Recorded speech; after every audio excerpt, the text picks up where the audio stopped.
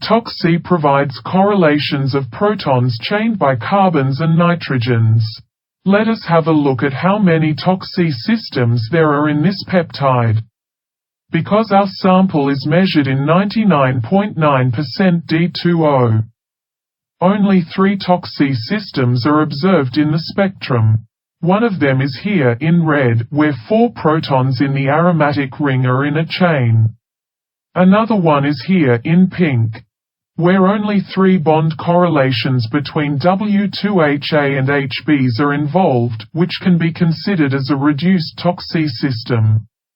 And the third one is here in green, where multi-bond correlations of HA, HBs, HG and HDs are involved.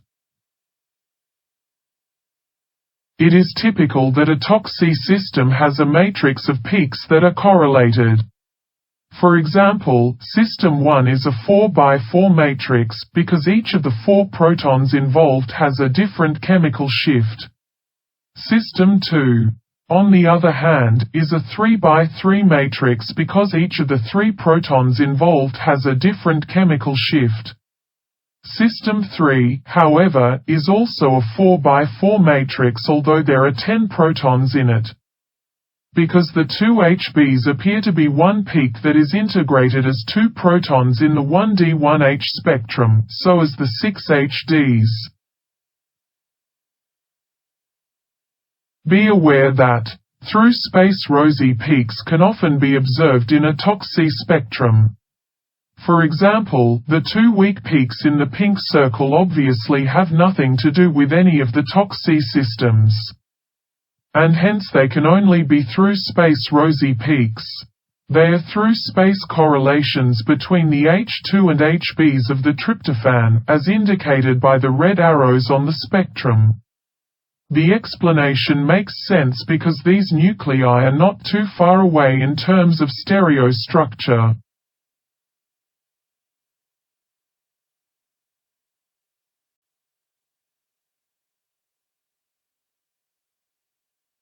Let us have a look at the 2D nosy spectrum, which gives us through space homo-nuclear correlations. You can see that there is also a weak nosy peak that correlates W2H2 and W2HB2. As shown in the previous slide, which is good evidence of their through space correlation. However, nosy is not that sensitive to small molecules, which is why it is almost invisible.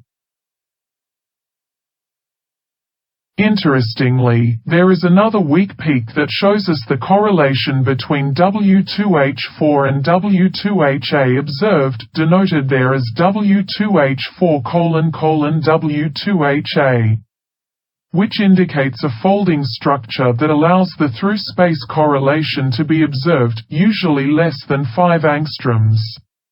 It is also a proof of our assignment for H4. Which was initially assigned by a declaration through the kind of doubtful chemical shift statistics previously. Besides, we also see a correlation between L1HA and L1HDs which also implies some kind of folding. The rest of the nosy peaks are obvious because they are for the correlations between the HA and HBs of both amino acids. I like you to go through the nosy correlations at the bottom left corner and see if you can explain them. How many correlations in that area can you identify? I can see 4, including a very tiny one that correlates H4 with H6, and they all make sense to me. How many do you see?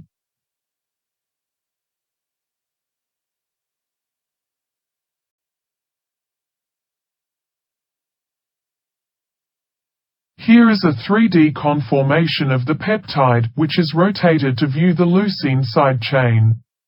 Indeed, if we rotate the stereostructure, all the nosy correlations can be seen. For example, the correlation between L1HA and one of the L1HBs is clearly shown in this slide, which is, of course, expected.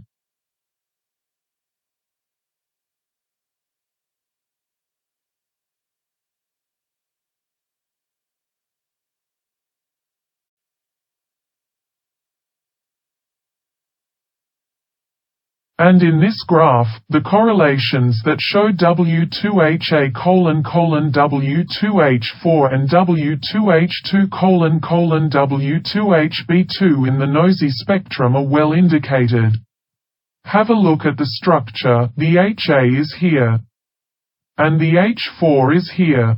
They are quite far apart in the bonding chain.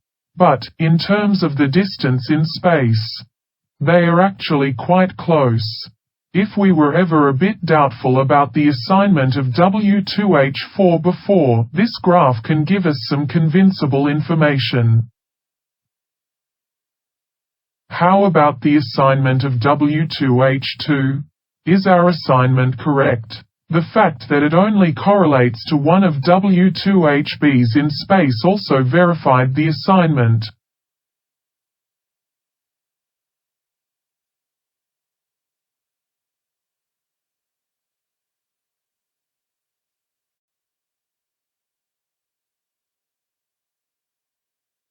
And finally, L1HA::L1HDs and L1HB::L1HD are also verified. In fact, all noisy correlations should be seen in these stereo graphs. Strictly speaking, modeling can only suggest a conformation. What we see in the NMR spectrum are real facts. If the experiment setting is right, what we see is what we should believe. NMR tells you the truth. Even if the setting goes wrong, it still tells you a truth, a real result corresponding to the wrong settings. Statistics and modeling can only tell us probability. A theory, on the other hand, gives us explanations and suggestions.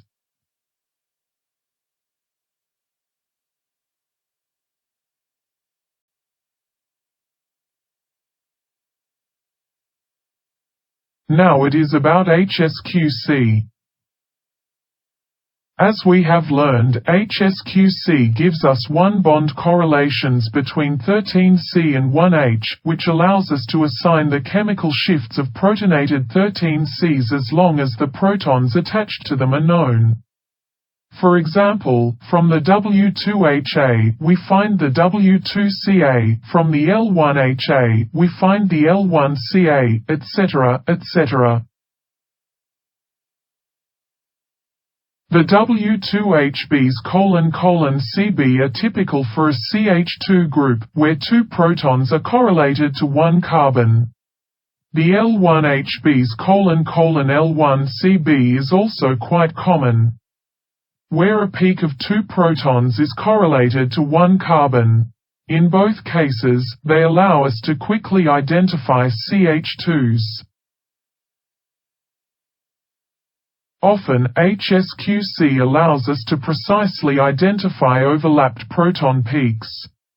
Here is a good example. The CDs in L1 appear to be clearly split into two, resulting in two HSQC peaks that are clearly separated, which then show us two slightly different proton chemical shifts that cannot be otherwise identified with 1D proton spectrum.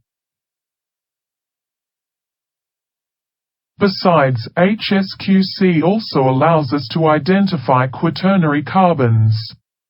For example, the carbon around 111 ppm correlated to no one in HSQC, as shown by the red line. It implies that it is a quaternary carbon, which is also relatively weaker.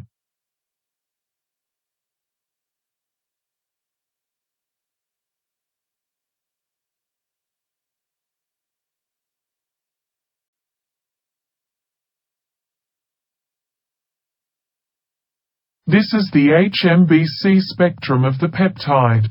It shows us multi-bond 1H::13C correlations of the nuclei, and is particularly useful for the assignments of quaternary carbons.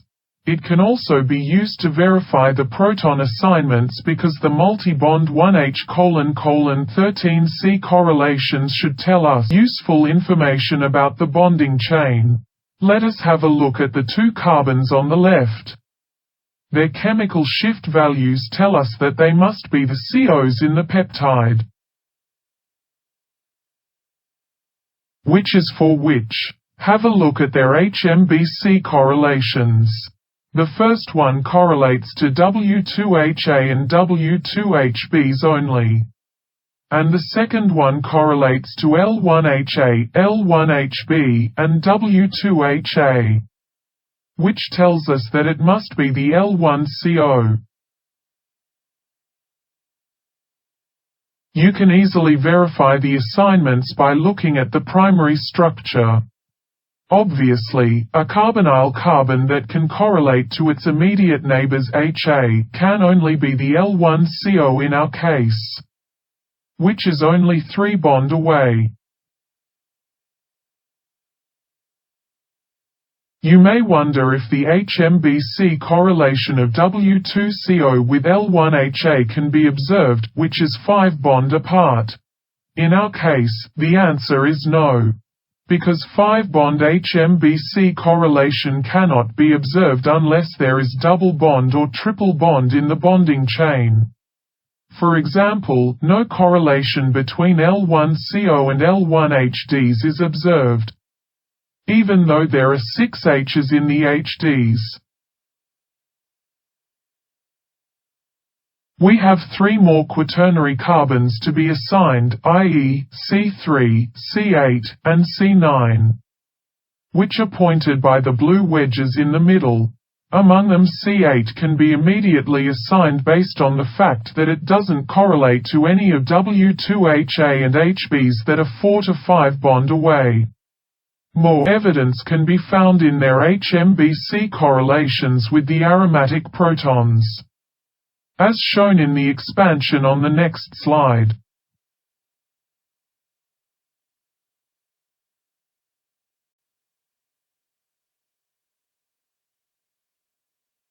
To refresh what we have learned before, we listed 3 important facts about HMBC.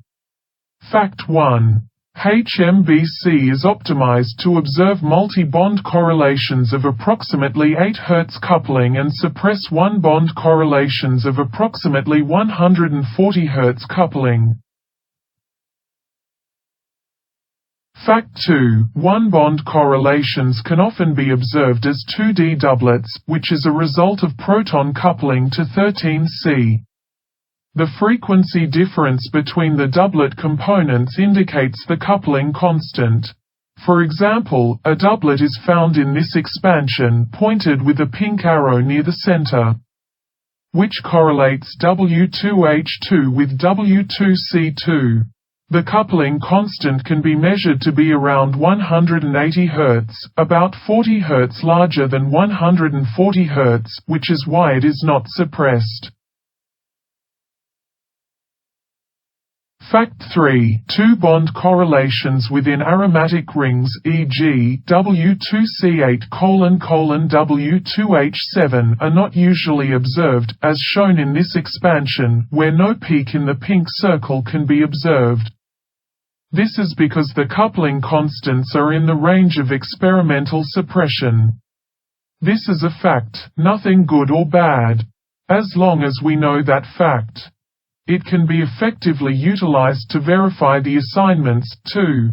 However, we also need to keep in mind that, with some substituents, e.g., OMe or OH, the coupling constants can be changed, and weak correlation can be observed, as can be seen in the HMBC spectrum for one of your assignments.